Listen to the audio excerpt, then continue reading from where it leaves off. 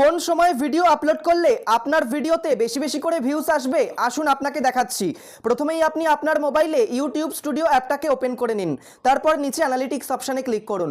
Analytics অপশানে click করার পর ওপরে অডিয়েন্স অপশানে ক্লিক করুন। এখানে ক্লিক করার পর দেখতে পাচ্ছেন এখানে একটা লেখা রয়েছে when your viewers are on YouTube, just এই বক্সটায় ক্লিক করুন।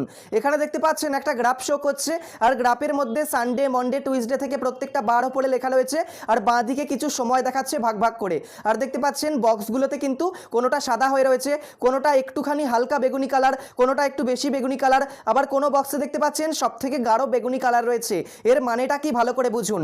যে সময়টায় দেখতে পাচ্ছেন একদম বক্সগুলো সাদা রয়েছে সেই সময় ভিডিও আপলোড করলে চান্স থাকবে আপনার ভিডিওতে সবথেকে কম ভিউজ আসবে, কারণ সেই সময় কিন্তু অডিয়েন্সরা ইউটিউবে সবথেকে কম অ্যাক্টিভ থাকে।